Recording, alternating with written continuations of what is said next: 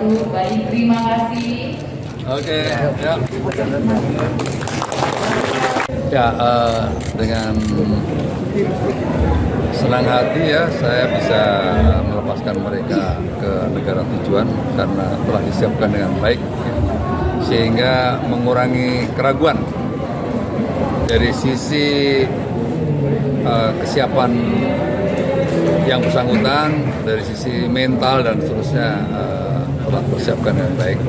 Dan yang membanggakan adalah banyaknya perbaikan-perbaikan ya, sehingga para PMI ini bisa pergi pulang dengan nyaman karena telah persiapkan dengan baik. Mau pergi ada launch-nya, fast track-nya disiapkan, sampai di sana dia memiliki kartu presidensial, dia menjadi merasa nyaman karena terlindungi.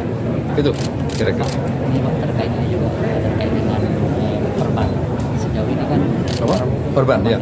Sejauh ini kan pekerja migran berangkat ke luar negeri itu sebagian dan biaya sendiri kayak pengurusan KCK, biaya kesehatan. Nah itu menurut tanggapan Bapak gimana? Apakah pemerintah harus turun tangan sepenuhnya ditanggung pemerintah? Ya itu, maka ada biaya pra perempatan dan biaya penempatan. Nah, biaya pra penempatan ini sedang saya godok dengan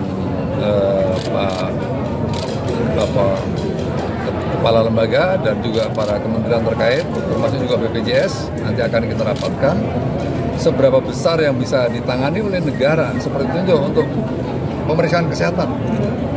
Apa nggak bisa itu melalui BPJS? Aku belum bisa ngasih jawaban, tapi besok secepatnya sudah kita jadwalkan untuk undang. Berikutnya untuk imigrasi, bagaimana dengan paspor? Bagaimana dengan paspor? Berikutnya apalagi semua nanti yang bisa ditanggung oleh negara, kita beresin semua. Ya. Terus yang kedua juga Pak terkait ya, setelah sebelumnya minggu lalu juga kita melepas sebanyak 40 pekerja migran.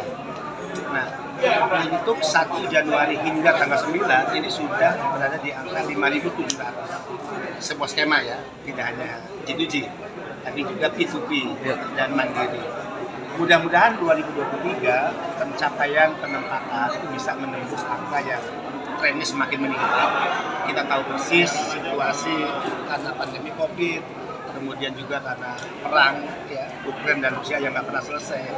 Ini kan berdampak pada ekonomi secara global. Ya. Nah, kalau kita, mudah-mudahan enggak sih, kalau kita terdampak krisis, kita sudah dengar kan bagaimana infonya, mungkin akan banyak anak-anak kita yang kerja di pabrik-pabrik, industri, akan mengalami PHK, gitu ya.